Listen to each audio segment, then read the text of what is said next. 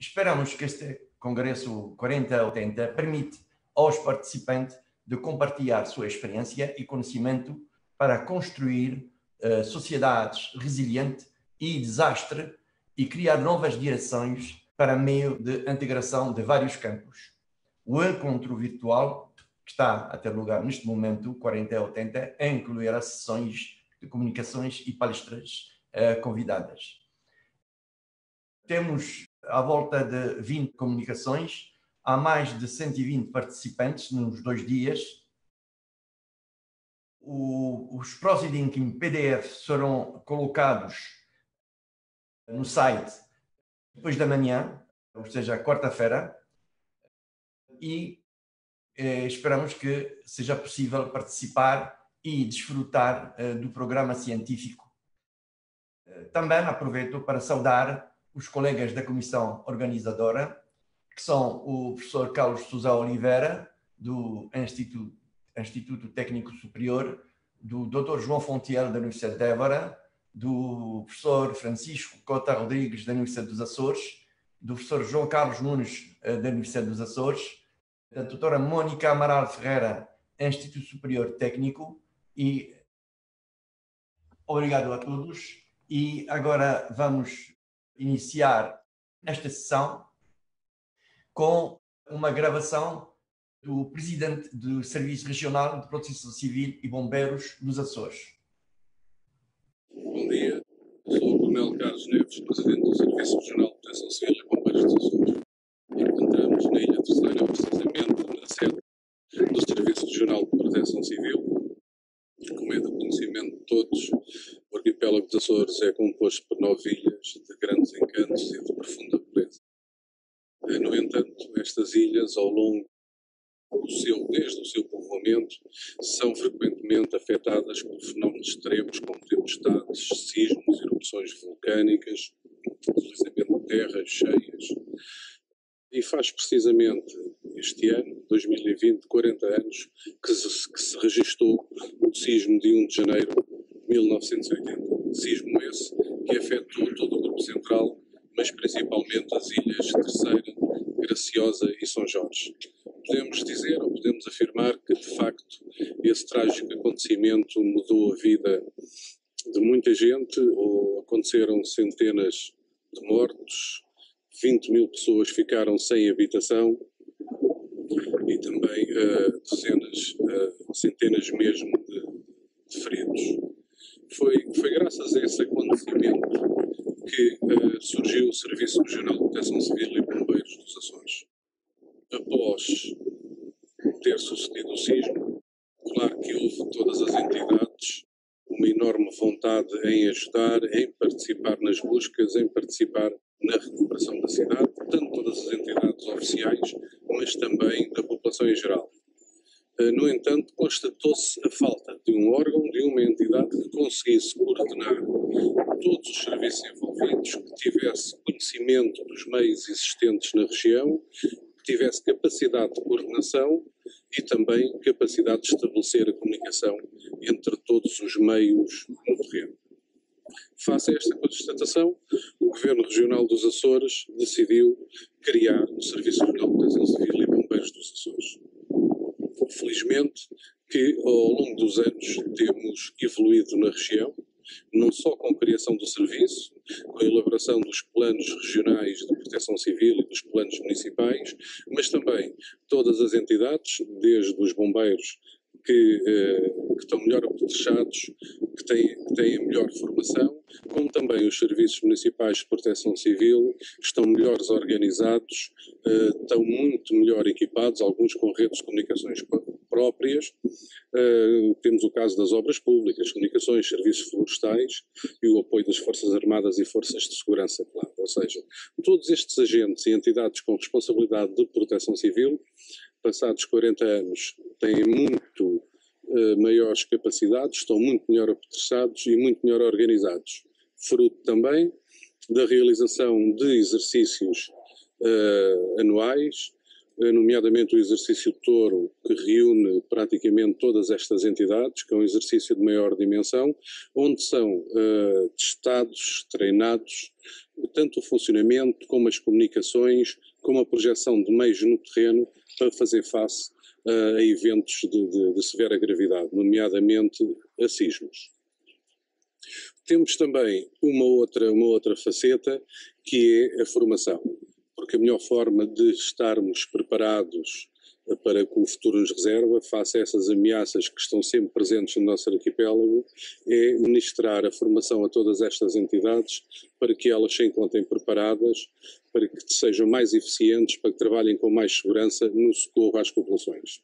Poderemos dizer então que este sismo de 1980, que afetou de forma severa principalmente esta bela cidade de Angra do Heroísmo, deu início também a um melhor sistema de proteção civil em toda a região, também um ordenamento diferente de algumas freguesias e também a uma construção obedecendo aos princípios para resistir a sismos.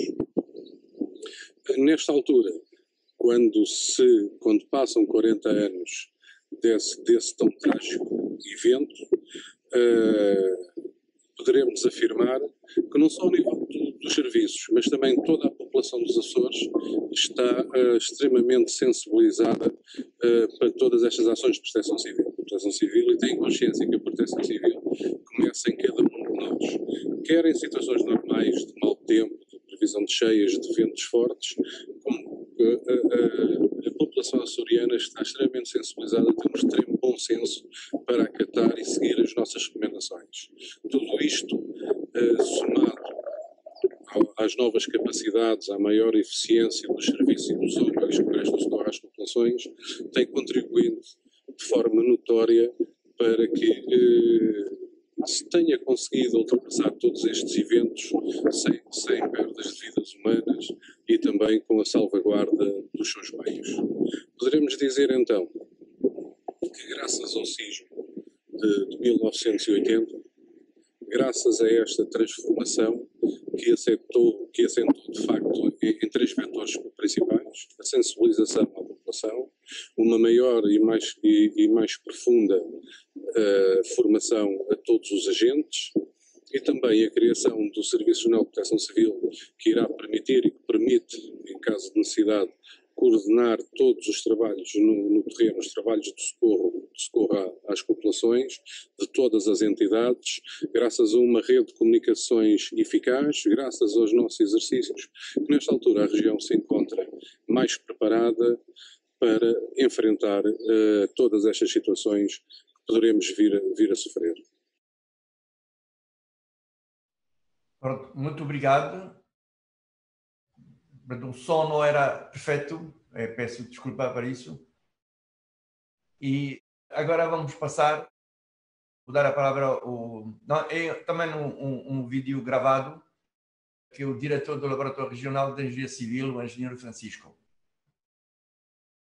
Muito obrigado, professor Morado Bezegut, excelentíssimo chefe do Congresso Internacional dos 40 anos do Sismo dos Açores de 1980, professor Carlos Sousa Oliveira, excelentíssimo Sr. Presidente do Serviço Regional de Proteção Civil e Bombeiros dos Açores, excelentíssimos Srs. Presidentes das Câmaras Municipais de Angra do Heroísmo, Praia da Vitória e Graciosa, excelentíssimo Sr. Presidente da Sociedade Portuguesa de Engenharia Sísmica, minhas senhoras e meus senhores, um bom dia a todos. Antes de mais, quero agradecer a oportunidade de estar presente na sessão de abertura do Congresso Internacional dos 40 anos do Sismo dos Açores de 1980 e felicitar a organização e a Comissão Organizadora pela sua realização. Inicialmente previsto em formato presencial e durante uma semana inteira, felicito também a capacidade da organização em manter a realização deste evento, adaptando a duração e formato do evento agora exclusivamente online, mantendo os seus objetivos primordiais. O Laboratório Regional de Engenharia Civil é um organismo da Secretaria Regional dos Transportes e Obras Públicas que exerce a sua atividade de avaliação e controle da qualidade da construção a nível regional e possui como principais atribuições o apoio técnico às obras de engenharia civil e o controle da qualidade dos materiais de construção, assim como a divulgação de novas técnicas, a investigação aplicada às especificidades regionais e a realização de eventos científicos, assim como a divulgação científica e técnica no âmbito da engenharia civil e geotecnia. As principais atividades desenvolvidas pelo LAREC envolvem a prestação de serviços através da emissão de estudos e pareceres técnicos e da realização de ensaios de diversos materiais de construção de acordo com as normas, recomendações, especificações e regulamentos aplicáveis, particularmente nas áreas de estruturas e engenharia sísmica, geotecnia, materiais de construção, materiais pecaminosos, prospeção e meteorologia. A criação do LAREC coincidiu com a ocorrência de um dos maiores sismos da história açoriana, o sismo de 1 de janeiro de 1980. Não obstante, foi capaz de prestar apoio ao levantamento de edifícios, pontes e muros de contenção e controlar a qualidade dos novos materiais de construção. Mais tarde, no sismo de 9 de julho de 1998, o LAREC trabalhou ativamente, apoiando a determinação das necessidades de alojamento e todo o processo de reconstrução, mobilizando, poucas horas após a ocorrência deste evento sísmico, uma equipa no terreno. Foi criada uma ficha de inspeção expedita para um levantamento rápido de necessidades e desenvolvido um software específico para a estimativa de custos de construção. Em conjunto com o Laboratório Nacional de Engenharia Civil, foi elaborado o relatório com as regras gerais de reabilitação e reconstrução de edifícios correntes e procedeu ainda à avaliação de riscos geológicos em zonas de alojamento temporário e ou construção definitiva.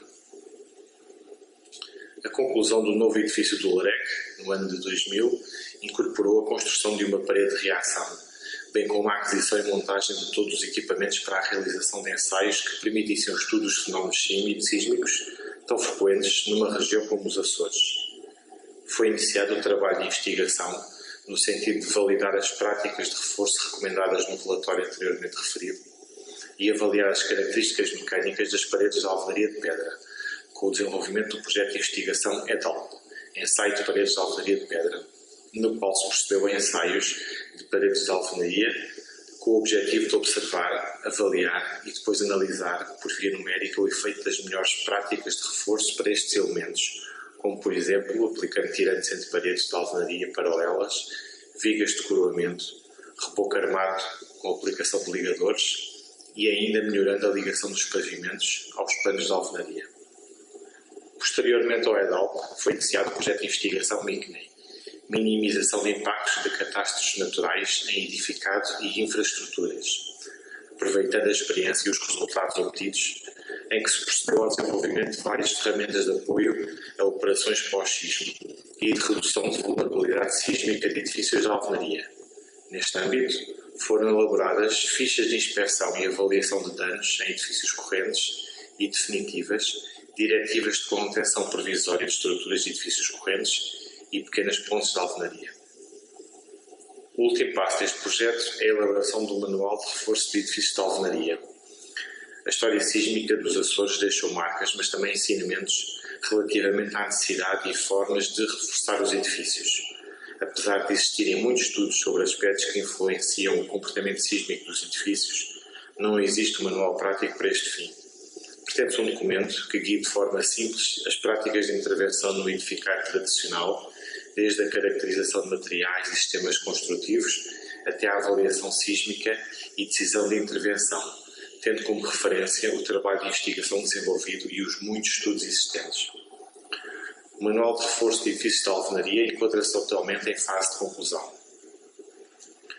O terremoto de 1 de janeiro de 1980 nos Açores registrou um dos maiores impactos em Portugal desde o terremoto de 1755, afetando de forma mais intensa as ilhas da Terceira, São Jorge e Graciosa, provocando dezenas de mortos e centenas de feridos.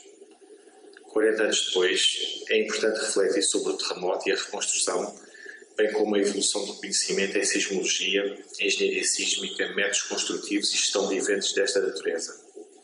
É fundamental conhecer detalhadamente as características dos principais eventos ocorridos, os seus impactos e os princípios que orientaram a ação após os eventos, como ferramenta de suporte à preparação para potenciais terremotos que ocorrerão no futuro.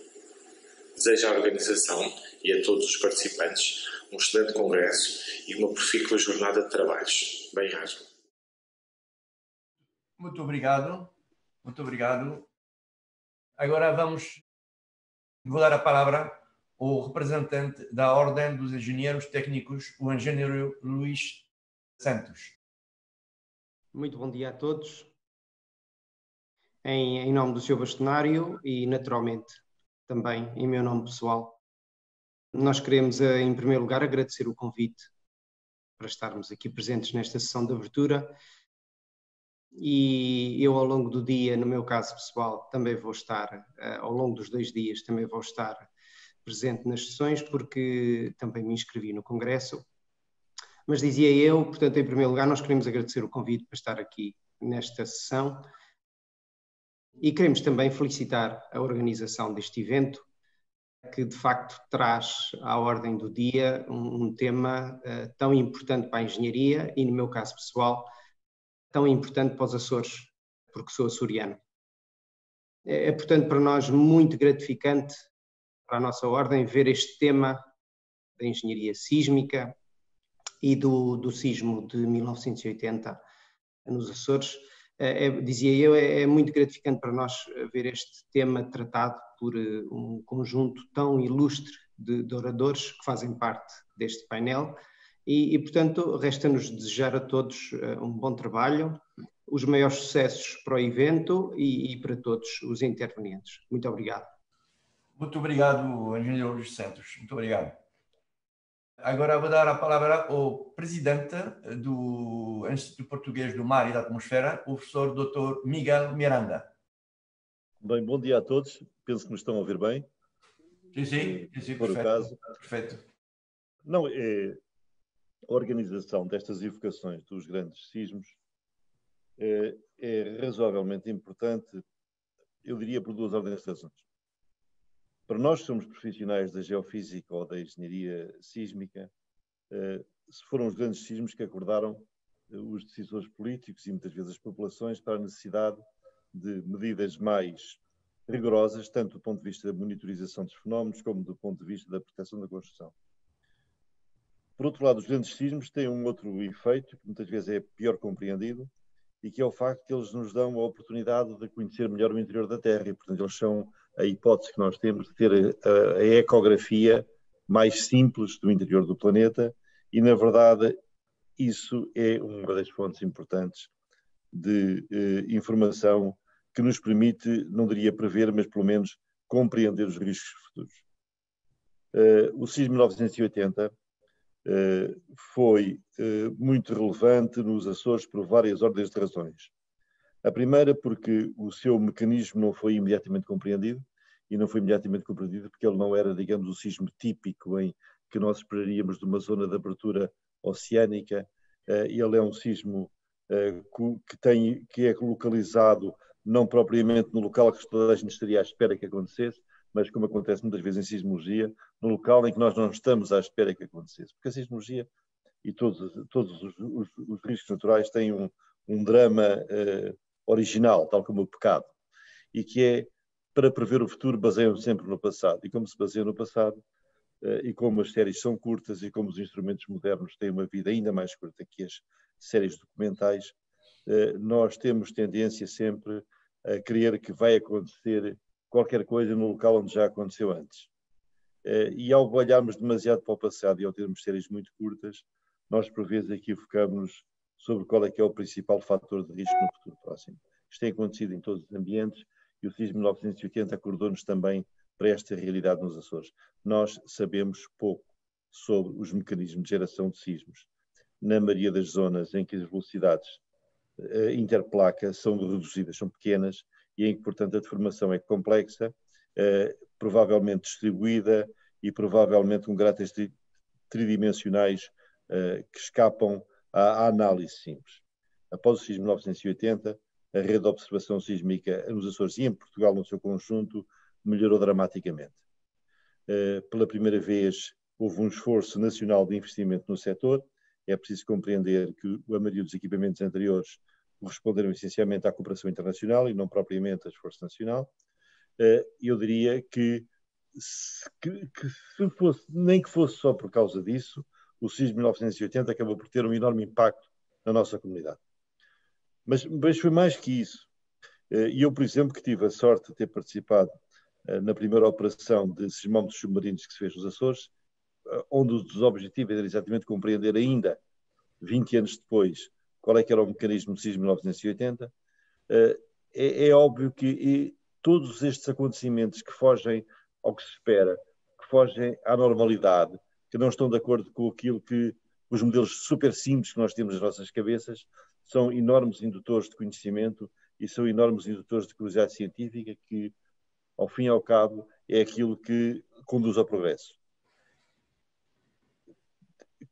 Congratulo os organizadores desta evocação. Penso que nós não podemos deixar passar nenhuma destas datas em claro e que elas devem nos servir para alertar todos os cidadãos para a necessidade de manter a vigilância, de melhorar comportamentos, de criar condições para que todos os atores que fazem parte desta pequena, mas enorme comunidade que vai desde a geologia à geofísica, à engenharia sísmica, tenha meios e condições para poder se exercer de uma forma que proteja na melhor maneira possível a vida e os bens cidadãos. E é tudo. Muito obrigado, Miguel.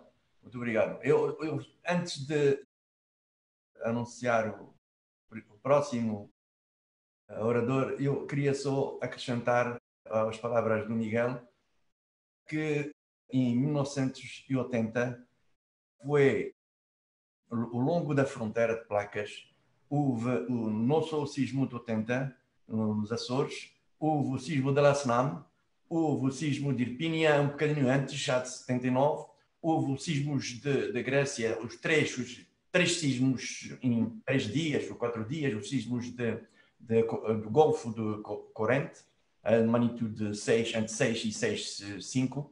Portanto, houve uma série de sismos e esta série de sismos acordou a Europa e a maior parte das redes sísmicas em Europa, e não só a Europa, e no mundo árabe, também no norte da África, foram financiados e cresceram muitas estações a partir de 1980.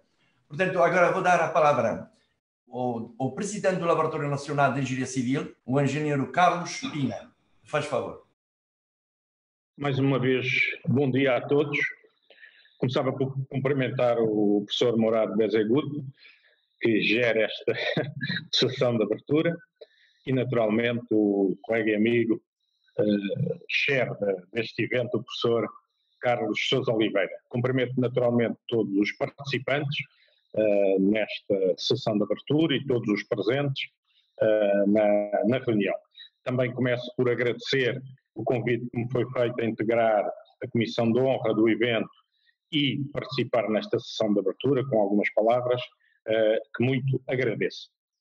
As minhas primeiras palavras começariam para recordar que há 30 anos realizou em Angra do Heroísmo um encontro denominado 10 anos após o sismo de 1980, que foi realizado com o apoio do Governo Regional dos Açores.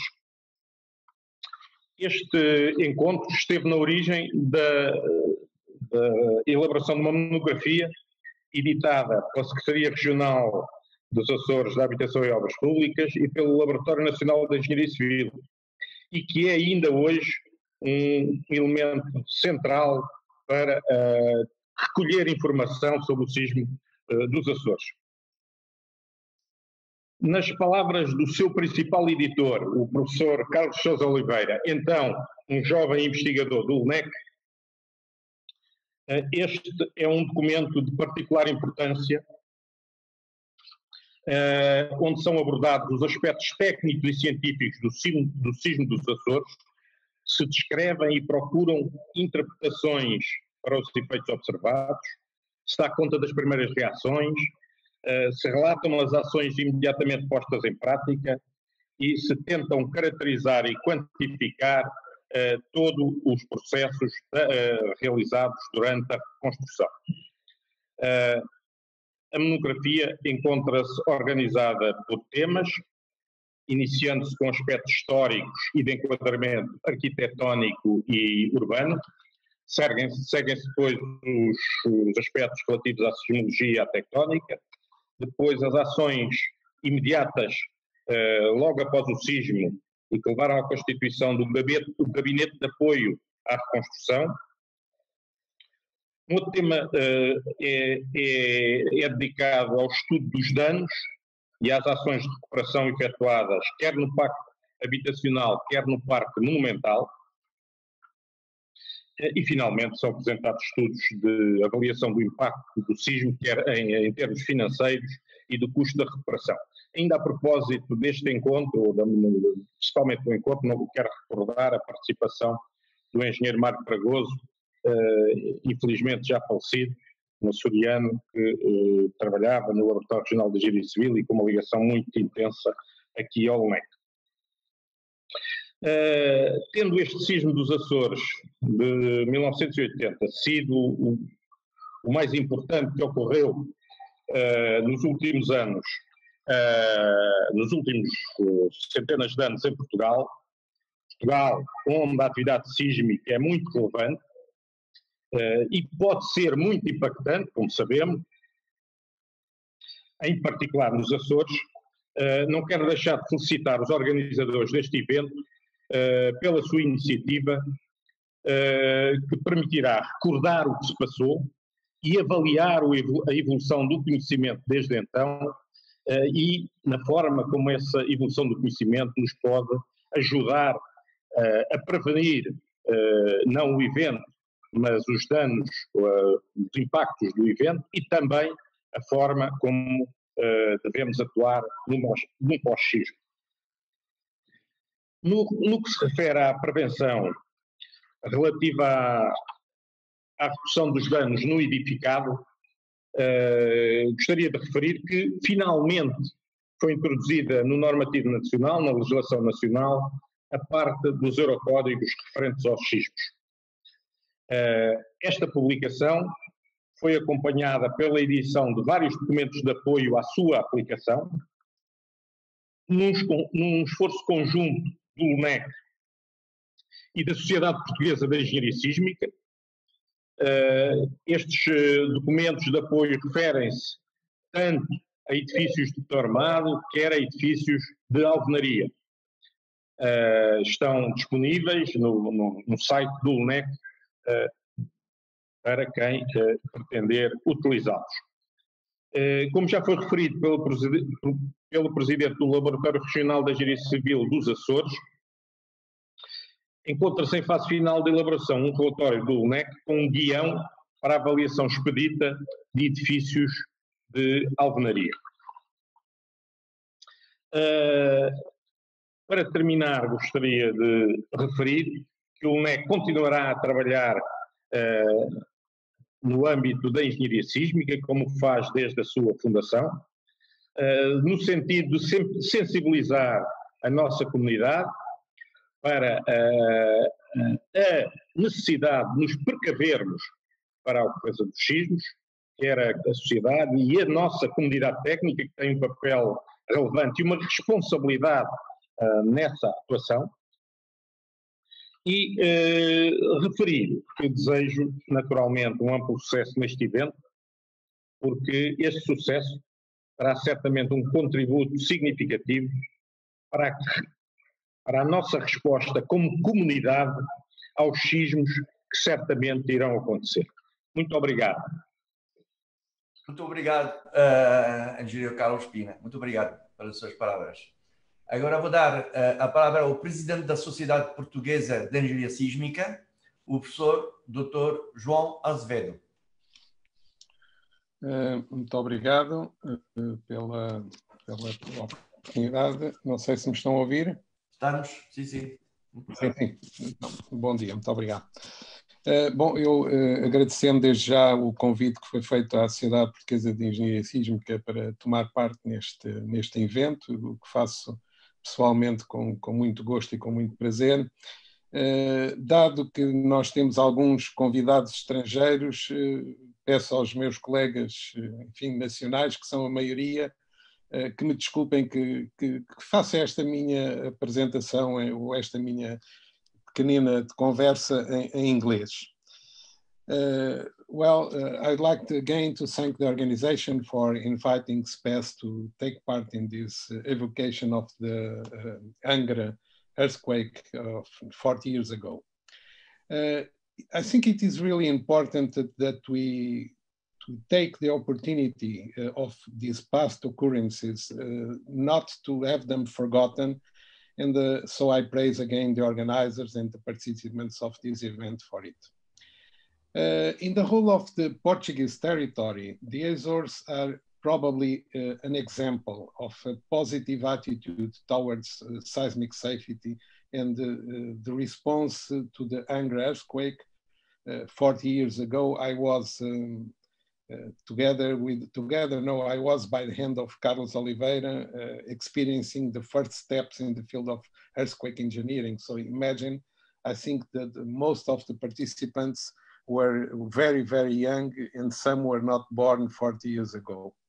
So I think this gives us a responsibility for the new generation really to take an effort to fight against the earthquakes.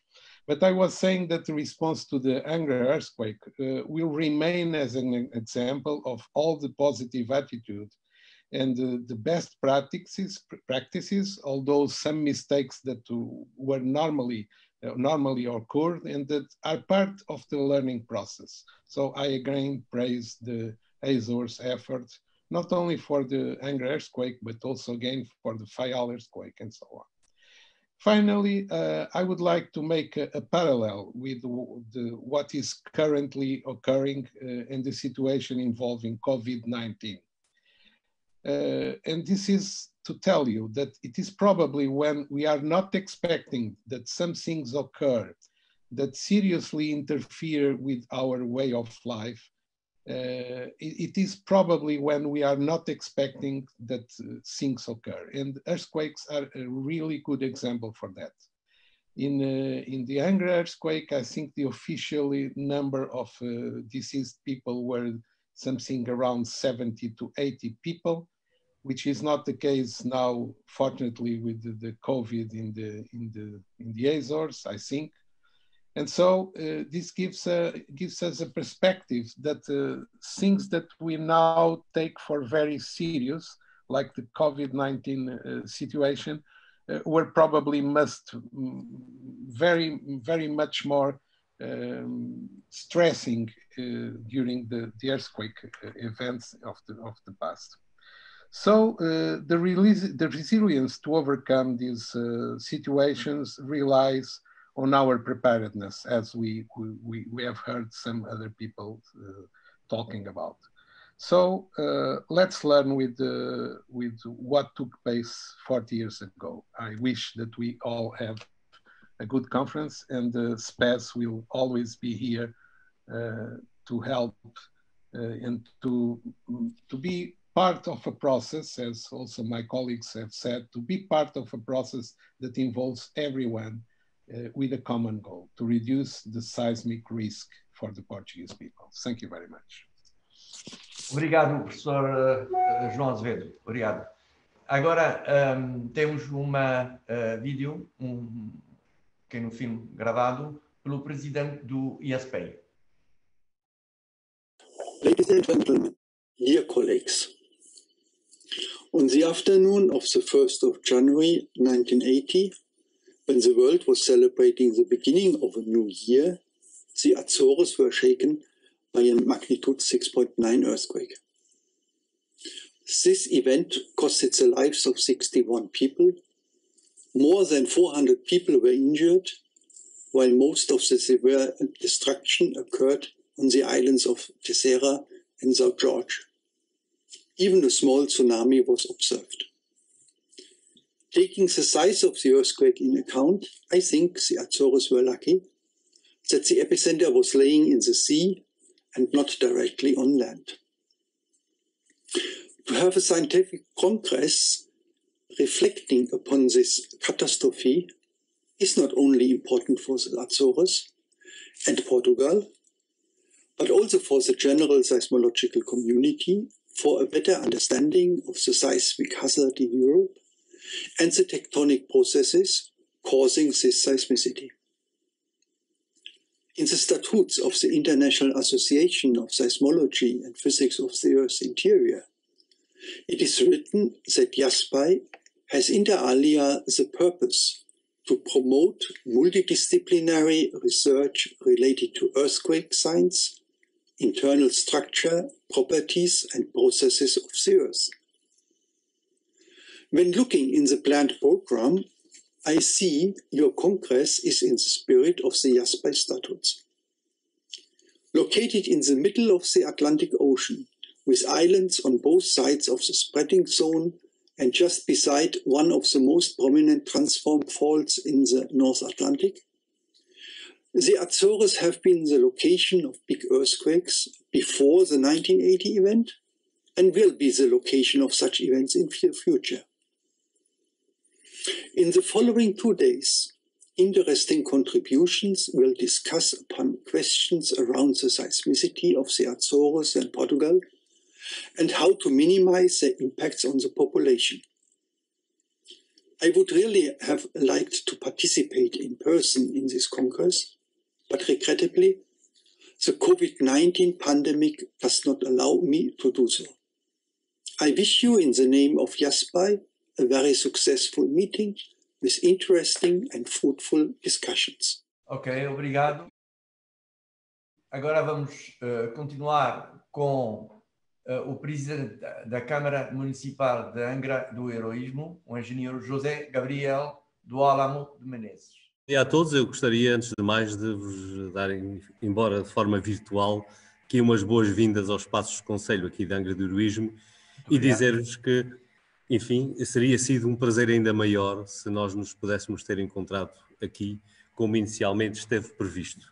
Contudo, a vida dá estas voltas e estamos hoje aqui a falar de uma daquelas voltas que marcou de maneira indelével a história desta cidade e desta ilha. De facto, mesmo na linguagem comum, quando nós estamos falando de qualquer assunto, é muito frequente surgir a expressão isso foi antes do sismo de 80 ou isso foi depois do sismo de 80. De facto, o sismo de 80 marca na história de Angra um daqueles pontos de viragem em que tudo, mas mesmo tudo, se alterou na sua decorrência. E evocar esse evento 40 anos depois já nos dá uma distância temporal suficiente para podermos fazer uma análise mais objetiva daquilo que efetivamente aconteceu, das suas consequências e, em particular, também tirarmos daqui algumas ilações sobre aquilo que pode vir a acontecer no futuro, porque, infelizmente, esta é uma história que se repete e se repetirá com certeza. O sismo de 80 aconteceu num momento muito especial na história dos Açores. Aconteceu num momento de profunda mudança. Em 1974, tinha acontecido 25 de Abril, em 1976 deu-se a primeira eleição regional e tomou posse o primeiro governo regional dos Açores e nós estávamos, em 1980, na parte final do primeiro mandato dos órgãos de governo próprio dos Açores. Portanto, a mudança já estava a acontecer por razões de natureza política, de natureza sociológica e em cima dessa fase de aceleradíssima mudança, que também tem outras ramificações que têm a ver com o fim da autonomia distrital, das juntas gerais que existiram antes e com a criação dos Açores enquanto uma entidade política una, tudo isto aconteceu ao mesmo tempo. E em 1980, no dia 1 de janeiro, quando o sismo aconteceu, ele veio impor ainda uma outra mudança em cima de um tempo que já era um tempo de grandes desafios. E no caso de Angra, e eu diria mesmo do Concelho de Angra, mas falando em geral das ilhas que foram afetadas, o sismo de 80, como todos os sismos, aconteceu, obviamente, sem que ninguém o esperasse, e aconteceu no dia 1º de janeiro, um daqueles dias em que ninguém mesmo espera que aconteça ou quer que seja, a não ser uma manhã a seguir a uma noite de passagem de ano. E, de facto, o que aconteceu na tarde de dia 1 de janeiro veio introduzir na cidade de Angra enormíssimas mudanças. Essas mudanças, começam pela questão, obviamente, das questões construtivas. Angra, naquela altura, era uma cidade que estava essencialmente ainda construída com as alvenarias tradicionais, com os tetos em madeira, com os telhados feitos com uma telha tradicional fabricada aqui na própria ilha. Nós tínhamos uma cidade que provavelmente não tinha, do ponto de vista arquitetónico, mudado muito ao longo das últimas 2 centenas de anos. Obviamente que já havia alguns edifícios modernos, havia alguns edifícios que tinham sido construídos já na decorrência do século XX e em particular aqueles que foram construídos a partir da Segunda Guerra Mundial, em que também aqui foi um tempo de mudança, já que forças britânicas desembarcaram aqui na ilha em 1943 e também foram motor de mudança em algumas questões construtivas. A verdade é que já havia alguns edifícios novos, edifícios esses que tiveram um comportamento muito diferente durante o sismo dos outros, mas a vasta maioria dos prédios existentes eram edifícios construídos com as técnicas tradicionais. E a verdade é que o sismo causou uma devastação enorme na cidade, uma devastação enorme, particularmente na costa oeste da ilha, em que, tirando alguns raros edifícios, todos os outros ficaram muito danificados, em alguns casos perdas totais. O resultado foi um processo de reconstrução que foi simultaneamente também um processo de reconstrução da própria sociedade.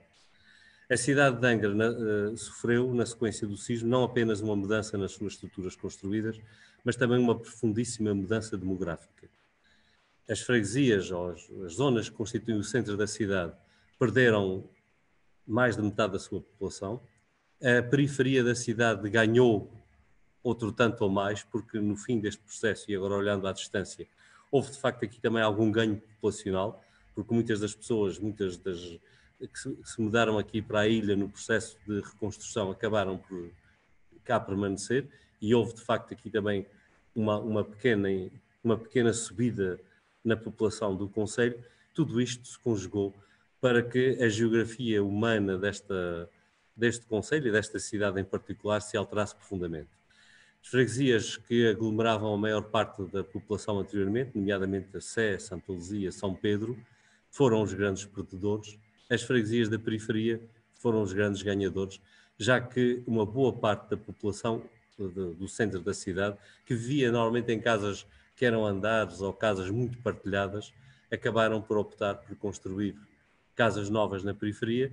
As casas do centro, muitas ficaram vazias, outras ficaram apenas entregues a uma família, normalmente a família do proprietário do edifício, que deixou de ter arrendamento no seu prédio, e a cidade perdeu muita gente. Tudo isto se traduziu também numa nova geografia do ponto de vista do funcionamento dos serviços e da própria rede de trânsito. Angra deixou de ser uma cidade essencialmente confinada nesta parte baixa para ser uma cidade em que uma boa parte da demografia e a demografia mais jovem e mais ativa passou a acontecer fora da cidade, o que implicou a abertura de novas vias, o que implicou uma reestruturação global da estrutura da cidade. Não foram apenas edifícios, foi todo o funcionamento da cidade que se alterou. Outro aspecto que também muitas vezes é descurado neste processo é que o sismo de 80 aconteceu também num momento, em boa parte também decorrência das mudanças que resultaram do 25 de abril de 1974, no momento em que a transição demográfica nos Açores, e em particular no concelho de Angra, estava a atingir o ponto de arranque na parte mais íngreme da sua curva. Ou seja, no momento em que os métodos de regulação da natalidade se começaram a generalizar, ou se generalizaram realmente, e em que as famílias tradicionais deixaram de existir, as famílias dos muitos filhos fizeram a transição para as famílias de menos filhos, o que também teve implicações profundas na atividade da cidade e na estrutura da cidade. Tudo isto aconteceu naquele momento. Obviamente que também, já aqui foi falado pelo Presidente do Serviço Regional de Proteção Civil, também houve uma enorme mudança institucional. Mudança institucional que assentou em cima de uma mudança institucional que já estava a acontecer devido à criação dos órgãos de governo próprio, com a criação do governo regional, que tinha iniciado funções formalmente em 1976, mas que na prática em 1980 ainda estava numa fase de estruturação e de criação e de consolidação das suas estruturas. Foi o nascimento do Serviço Regional de Proteção Civil, foi um investimento muito grande feito na área da engenharia civil e da capacitação na área da engenharia civil, que obviamente foi naquele momento talvez a área que sofreu uma maior mudança. Foram mudanças profundas também na área da cultura, na área da gestão do património cultural, que também levou a um caminho diferente, a uma mudança diferente, de um caminho diferente para a cidade. De facto, o sismo de 1980, com toda a sua capacidade destruidora, acabou por ter também um efeito de regeneração urbana profundo e de renascimento da própria cidade de Angra. Em 1980, Angra tinha edifícios, na sua maior parte edifícios seculares, com construção muito pobre, tinha grandes dissonâncias arquitetónicas. As décadas de 60 e de 70 tinham sido aquelas décadas em que se tinham cortado os restos de chão dos edifícios para fazer as grandes montras. E, portanto, havia aqui na cidade já muitos aspectos que tinham sido, hoje nós diríamos, adulterados. Enfim, cada tempo tem a sua leitura, obviamente, mas tinham sido modificados, particularmente para a atividade urbana, e o sismo permitiu, depois de um momento de hesitação, é preciso não esquecer que, a seguir ao sismo, surgiram vozes que apontavam dois caminhos completamente diferentes. Quem falava na reconstrução de uma nova cidade, vamos aproveitar para resolver as ruas estreitas, vamos aproveitar para fazer uma cidade nova, e também houve vozes que diziam, vamos reconstruir, vamos aproveitar o casco histórico da nossa cidade, vamos dar à cidade o esplendor que ela terá tido no passado. E deste debate nasceu um caminho que acabou por ser marcado em 1983 pela inscrição de Angra, do centro de Angra, na lista do Património Mundial da Unesco. E o caminho escolhido foi o caminho da reconstrução, que em boa parte foi também uma regeneração. Muitas das dissonâncias arquitetónicas que tinham sido introduzidas nas décadas anteriores foram de alguma maneira resolvidas. Muitos dos problemas de natureza urbanística e de natureza arquitetónica que existiam foram resolvidos no respeito pela história do lugar e pelo passado, e a verdade é que a Angra que saiu do sismo foi qual uma fênix renascida, de facto uma Angra mais jovem, obviamente mais segura, mas eu diria também mais respeitadora do seu próprio passado, porque na verdade esta reconstrução foi também uma regeneração, foi o retomar de linhas anteriores, foi o repor de muitas coisas que se tinham perdido nas décadas anteriores. E o resultado é a cidade de Angra que hoje nós temos, que é uma cidade que é, na verdade, o resultado do sismo de 80.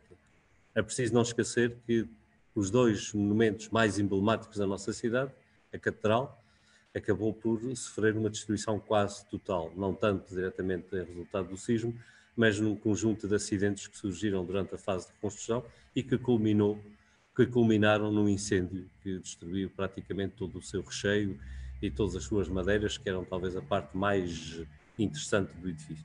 Portanto, a nossa catedral é hoje o fruto do sismo. E este prédio de onde eu vos falo, aqui os Passos do Conselho, um edifício também com grande qualidade arquitetónica, também sofreu profundamente com o sismo, foi integralmente reconstruído e hoje apresenta-se, eu diria, mais fiel à sua história passada do que propriamente aquilo que seria na manhã do dia 1 de janeiro de 1980. Portanto, a cidade de Angra tem esta história, uma história que ficou profundamente marcada por este sismo, que a marcou em todos os seus aspectos. Do ponto de vista, obviamente, aquilo que é mais óbvio, arquitetónico, mas também do ponto de vista demográfico, em que a demografia da cidade de Angra, quando nós olhamos para os censos, há ali uma descontinuidade, de facto, a população e a sua distribuição mudou completamente na sequência do sismo. Também do ponto de vista do autoconhecimento e da maneira como os angrenses e como os açorianos olham para Angra, também tudo mudou. De facto, hoje, até mesmo nos relatos de futebol, que será o lugar talvez mais oposto àquela cultura mais clássica, quando se fala num jogo que está a acontecer em Angra, diz de Angra, património mundial, fala-vos fulano tal que está a relatar o jogo. Isso mostra, de facto, a penetração que estas questões do património tiveram na nossa sociedade. E a gênese, o princípio de tudo isto está, efetivamente, no desastre de 1980. Pois, também a própria maneira como nós hoje encaramos o futuro da cidade, a maneira como o seu planeamento, o seu plano de diretor municipal e o seu plano de salvaguarda estão estruturados, estão profundamente influenciados por aquilo que aconteceu em 1980.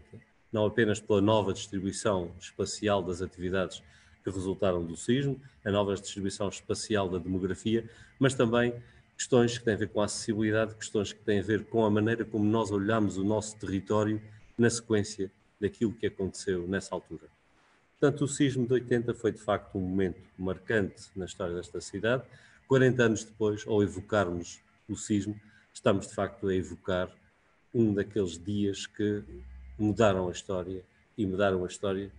Obviamente isto é difícil de se dizer, porque morreram pessoas, porque muita gente ficou ferida, porque muita gente perdeu tudo o que tinha, mas quando nós olhamos agora para o conjunto da cidade, eu diria que a nossa história acabou por mudar para melhor, porque temos hoje uma cidade que, além de mais segura, está melhor preparada para o futuro e oferece melhores condições, desde logo em questões tão simples como as questões de termos saneamento integralmente construído. A maior parte das casas, antes de 1980, tinha, na maior parte, instalações sanitárias rudimentares. Hoje, essa é uma questão resolvida e quando nós falamos com as novas gerações, olham-nos já com espanto a dizer, mas como é que era possível que isso fosse assim?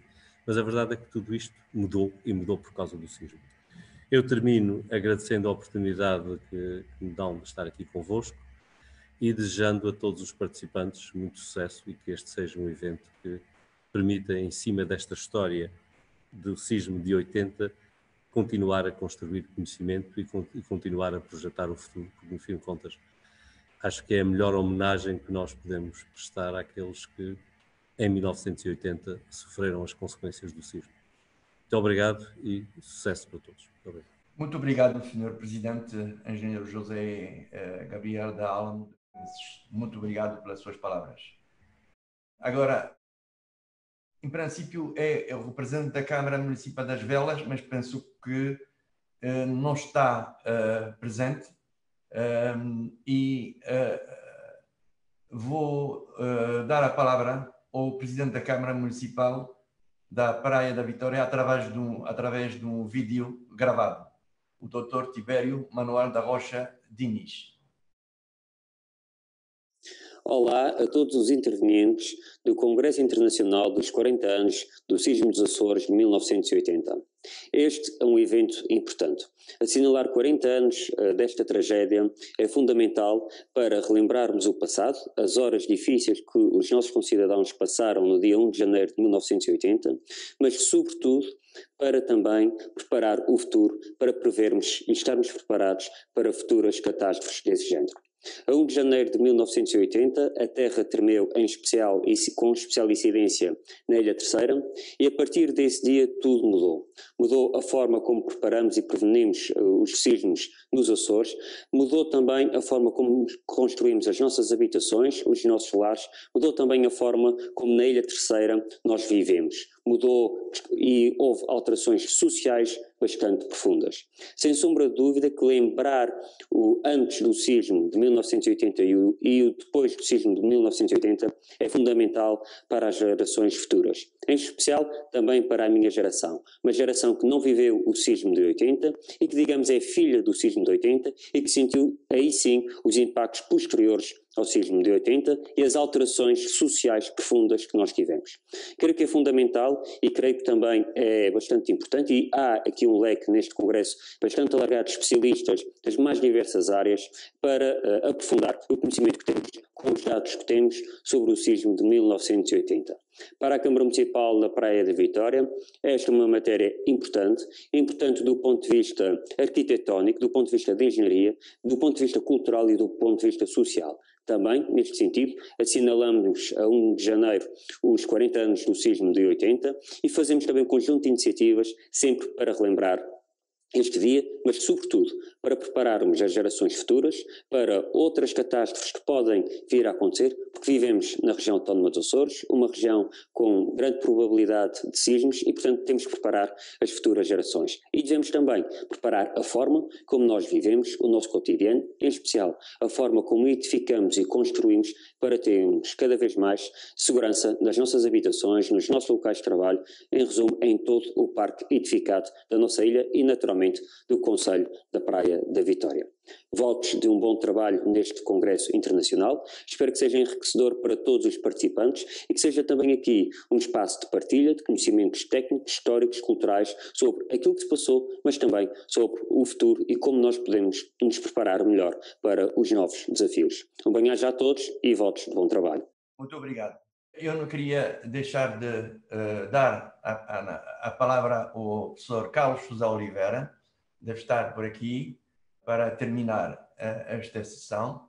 Para terminar, eu queria agradecer a todos os elementos da Comissão de Honra e à Comissão Organizadora, e fiquei muito satisfeito pelas intervenções que foram feitas e que tocaram em muitos dos aspectos que eu acho que são fundamentais e que vão ser abordados agora durante estes 2 dias.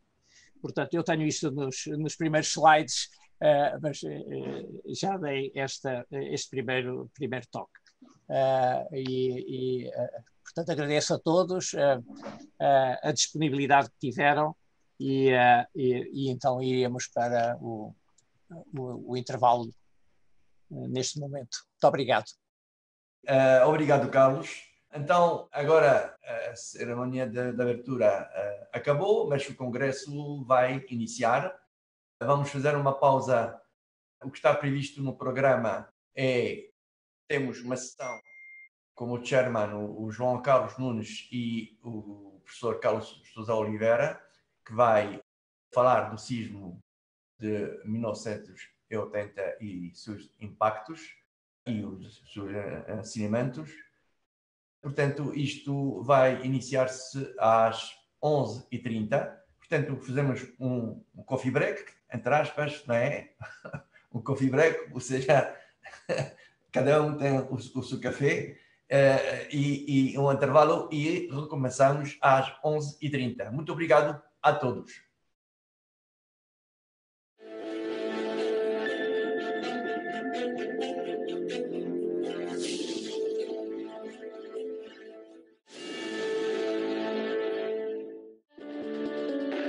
Açores, as ilhas onde a natureza nos oferece deslumbrantes experiências e nos entrega de uma forma espontânea os seus encantos, mas onde o risco de catástrofes naturais está sempre presente.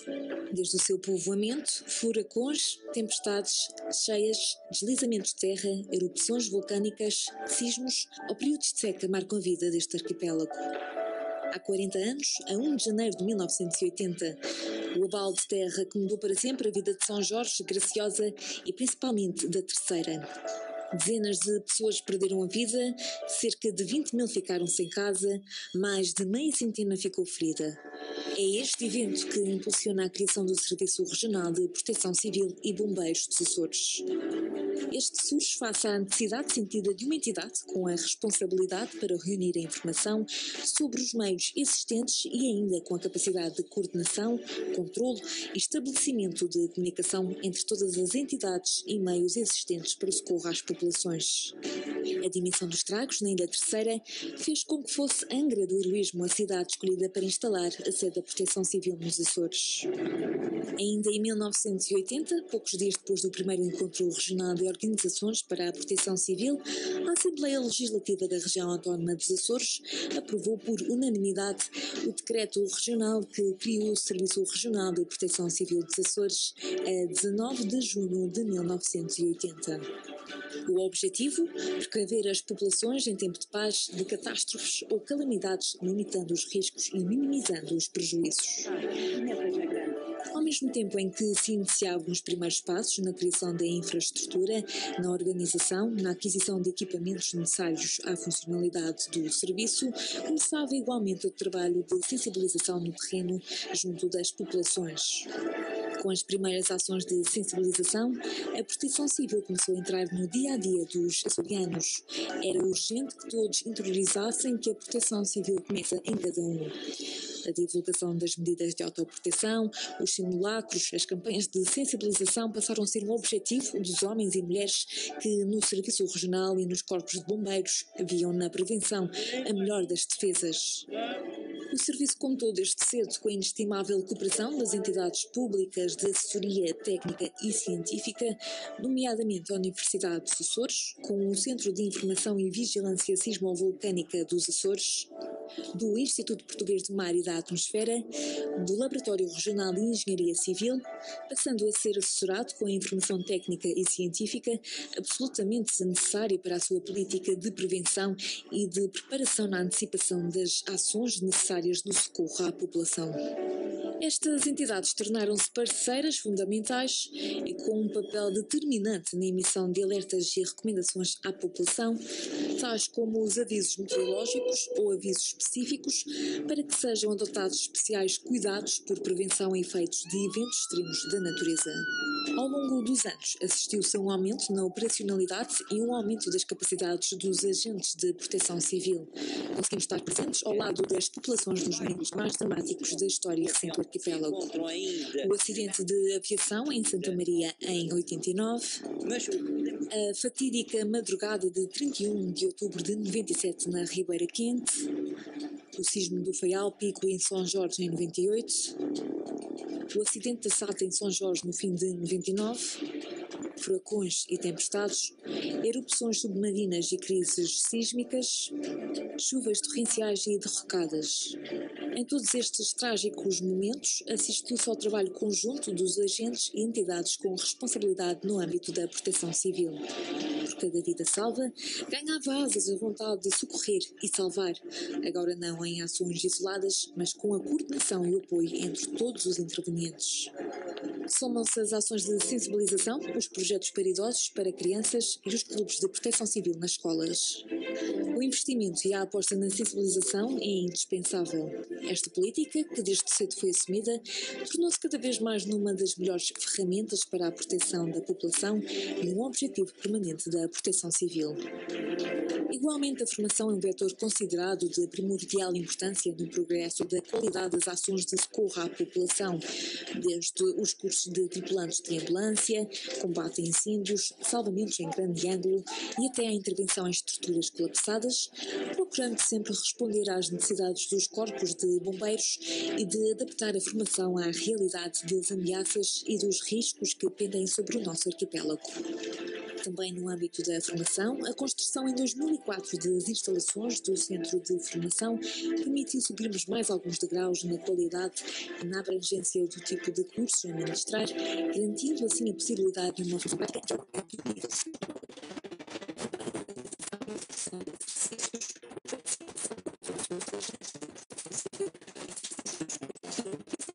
regional, mas também com participações em exercícios nacionais e internacionais, capacitando estes homens e mulheres de melhores ferramentas pessoais e técnicas, originando uma melhor prontidão e mais elevada capacidade de resposta às necessidades das populações. Neste mês de junho, assinalamos também o 10º aniversário do Centro de Operações de Emergência. É constituído pela Sala de Atendimento e Gestão de Emergência, guarnecida por agentes da PSP, onde é atendido o 112, operadores de comunicações e enfermeiros da linha de emergência médica. Com a criação desta sala, conseguiu-se um melhor e mais eficiente atendimento às emergências, possibilitando uma melhor, mais coordenada e mais rápida resposta em caso de acidente ou catástrofe. Em 2012 é criado o Serviço de Suporte Imediato de Vida, o SIV, primeiro nas ilhas de São Miguel e Terceira, sendo depois estendido ao Faial e Pico, permitindo uma maior eficácia na emergência pré-hospitalar e garantia de cuidados diferenciados. Em outubro de 2016 foi inaugurada a nova rede integrada de telecomunicações de emergência da região autónoma dos Açores, a REITERA, sendo uma solução tecnológica de última geração estudada para dar resposta às especificidades próprias do arquipélago. Em 2016 e 2017, além da aposta nos canais digitais e de uma adaptação às novas tecnologias, através do portal e das redes sociais, o serviço lançou a aplicação para smartphones ProSIV Açores, procurando chegar à informação de forma mais rápida à população. Ainda neste período, a Proteção Civil lançou o Sistema para Deficientes Auditivos e da Fala e ainda um serviço pioneiro de emergência para a comunidade surda. No ano 2020 foi lançado o Sistema de Aviso às Populações por SMS. Com a criação do serviço, a região ficou com um órgão capaz de fornecer informação e de coordenar todas as entidades com responsabilidades no âmbito da proteção civil, órgão esse com profissionais capazes de planificar, coordenar, comandar e executar operações de socorro. O Serviço Regional de Proteção Civil e Bombeiros dos Açores continua a trabalhar com o objetivo principal de aumentar e melhorar a capacidade de resposta no socorro às populações. Para isso, conta com a dedicação e o espírito de missão de todos os seus profissionais, assim como com a inestimável colaboração da população açoriana e de todos os agentes e entidades com responsabilidade no âmbito da proteção civil.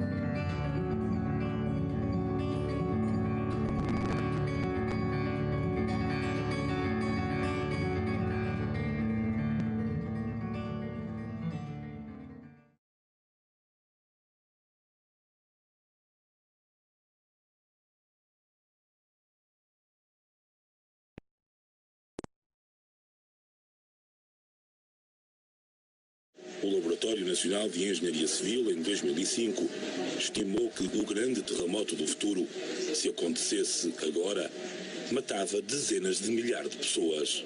É uma tragédia anunciada por causa da falta de resistência de muitas construções. Na Grande Lisboa, 600 mil pessoas, no mínimo, vivem em edifícios impreparados para um terremoto. É previsível que, num sismo forte, a maioria dos prédios colapsem ou sofram danos significativos. Construções frágeis são cruéis porque vão voltar a matar quem nelas vive.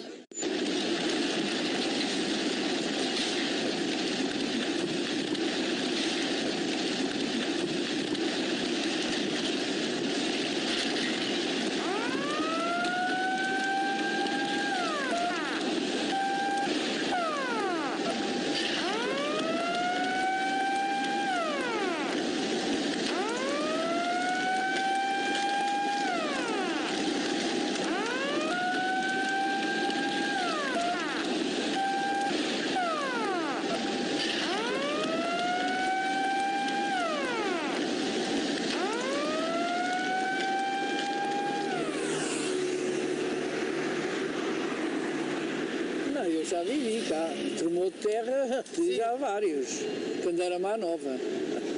E vivi, não aqui nesta zona, não morava aqui. Mas vivi. Era nova, miúda, aí de já assisti. 12, 14 anos, mais ou menos assim. O que aconteceu, já assisti. Estavam nas águas as chiminés abaixo e nós nem sabíamos o que era e o que não era. Depois vimos para o Largo de Martim Meniz, é que toda a gente soube aquilo que era. Gostava de saber se de facto esta zona é muito perigosa, dizem que sim. Essa tinha que ter a certeza. Perguntar, mas afinal esta zona é de facto muito perigosa. Eu tinha que me explicar.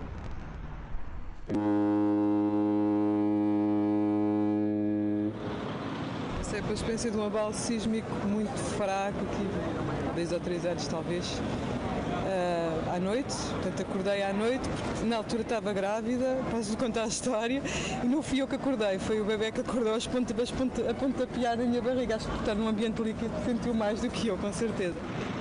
Sim, no fim da década de 60, salvo erro, aquele sismo de 68, eu tenho um sono muito forte e, portanto, não acordei. Fui acordado na sequência do terremoto pela minha mãe e lembro-me que partiram-se várias coisas lá em casa e que houve um susto grande.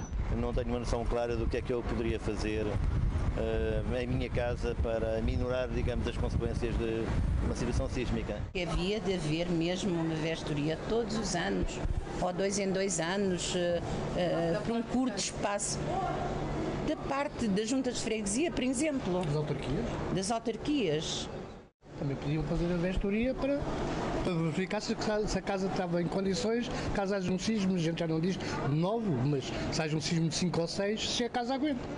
O Estado, neste caso o parque escolar, tem previstas contingências em casos de sismos, por exemplo, para as escolas, porque se acontece o sismo durante o dia, eu acho que as escolas têm que ter planos de contingência, não sei se existem, não sei. Isso preocupa-me mais do que a mim própria, porque o meu filho está na escola, os meus 2 filhos têm escolas diferentes, estão todos os dias na escola, portanto isso preocupa-me mais. De resto, acho que essa era a pergunta fundamental, sabe? E realmente, acho que a questão da prevenção e do alerta para a população em geral, por exemplo, a parte da educação, era extremamente importante.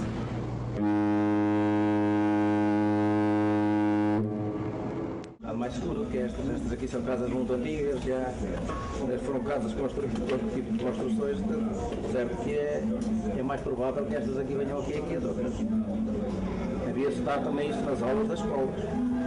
Não sei se isso está a dar nas aulas das escolas, mas era uma das coisas principais que havia, instruir as crianças. E, por exemplo, as crianças acham que sabem o que é que vão fazer em caso de emergência, no caso de... Eu penso que não sabem. Penso que não sabem. Ninguém está preparado para isso. Acho que ninguém está preparado nos dias de hoje. Embora já se tenha falado sobre isso, mas é um bocado difícil compreender essa situação. E quando isso acontecer, muita gente vai ficar debaixo dos escombros precisamente por não saber.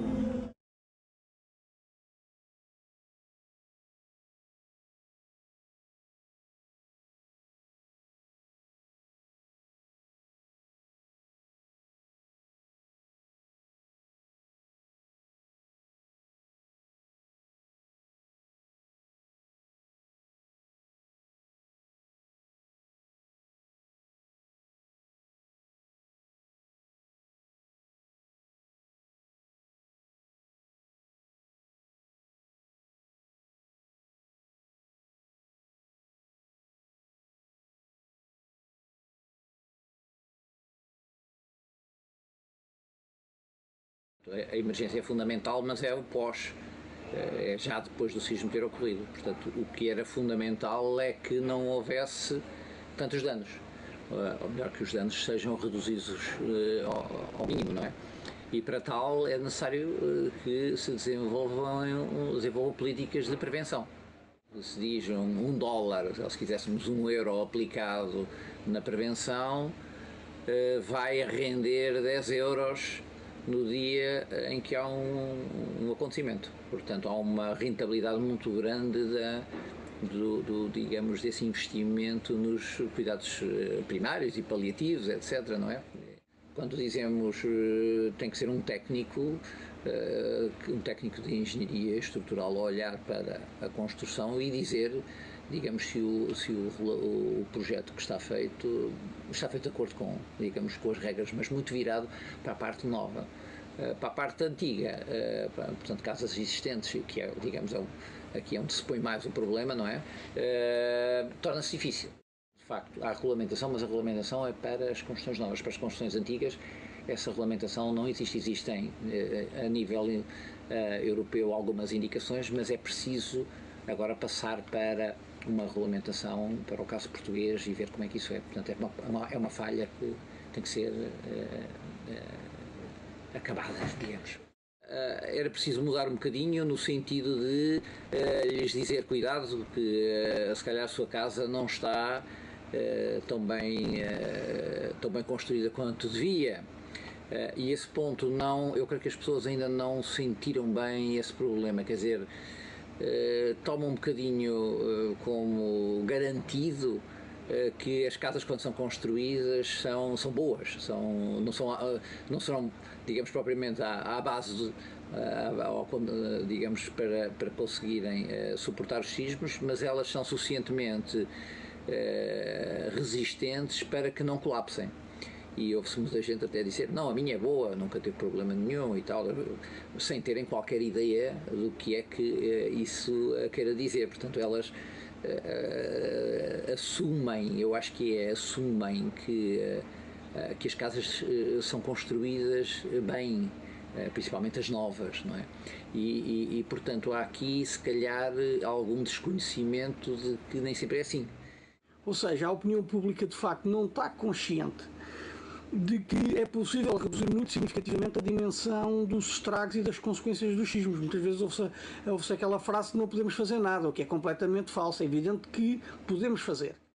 Não é dessa forma, não é através das ações durante o sismo ou depois do sismo que se evita o pior. É antes do sismo, construindo edifícios e infraestruturas que tenham capacidade para resistir aos sismos. E isso é possível com os conhecimentos atuais. E a imensa maioria dos mortos que ocorrem nos sismos ocorrem devido ao colapso das construções. Uma primeira avaliação, até o próprio cidadão, se estivesse informado, podia fazer, que é saber a altura do edifício, o número de pisos, a data em que foi construído, e a partir daí tem um indicador.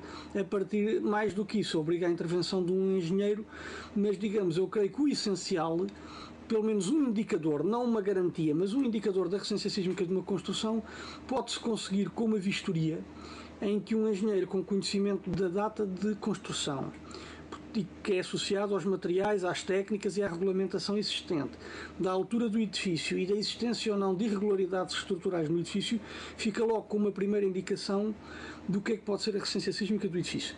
Mesmo assim, ainda pode ser razoavelmente variável, porque nós não sabemos depois a qualidade do que está feito daquilo que não se vê.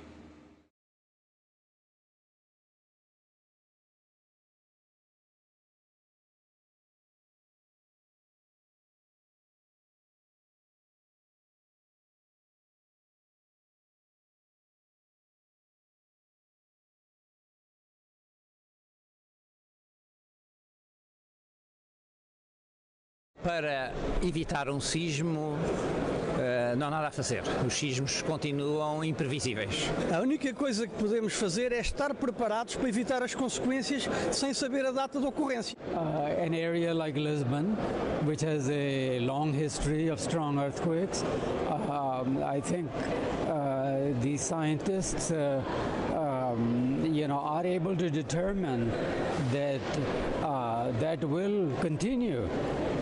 That strong earthquakes are likely to occur, so that's why we should prepare for them.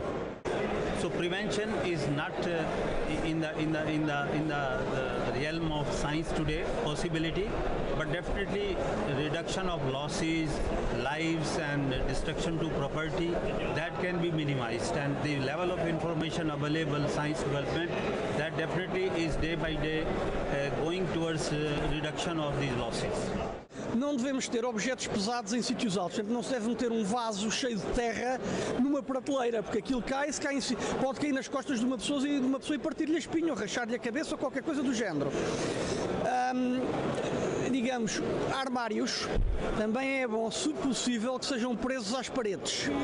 Pratos e vidros, etc., comecem a cair das prateleiras, e se uma criança pequena está na cozinha, pode ser gravemente ferida com situações desse tipo. Saber o que fazer, saber que deve desligar a luz e o gás imediatamente para evitar situações mais graves que possam vir.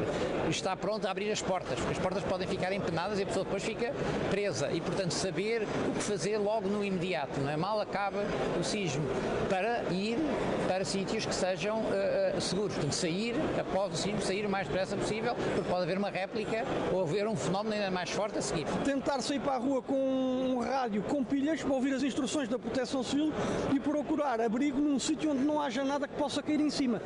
The safest position is just to get under a table or something, or a door frame or anything, just to protect yourself from those different items. Precaverem-se, tentarem se defender debaixo de uma zona que pensem que seja mais resistente, e para isso é que ter o projeto é fundamental, e ter alguém que lhe diga, olha, esta zona é mais resistente do que aquela, etc., não é? Suppose the kids are in schools and wife is at home and I'm in the office, so where is the point where we are going to meet, and how we will be in the very disturbed environment without telecommunication, without the cell phone, where we are going to meet together. In many places that they have trainings to escape. And there are regular training. Yes, it is. Yes, and that is important. And also people are very well prepared. I found New Zealanders are being very well prepared. They practice at school from like preschool all the way to university, all the way to work. And actually tonight in New Zealand, on Wednesday 26th in New Zealand, so it will be like Tuesday night for us here in Lisbon. So New Zealand is participating to a national shakeout drill.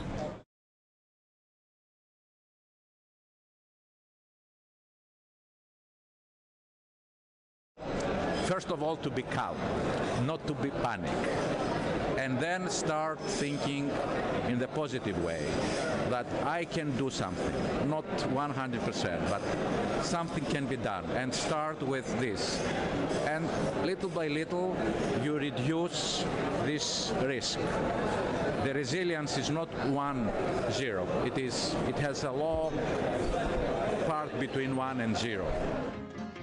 Lisboa já tem sol, mas cheira a lua quando nasce a madrugada sorrateira e o primeiro elétrico da rua faz coro com as chinelas da ribeira. Se chove, cheira a terra prometida, procissões têm cheiro a rosmaninho. Nas tascas das vielas mais escondidas cheira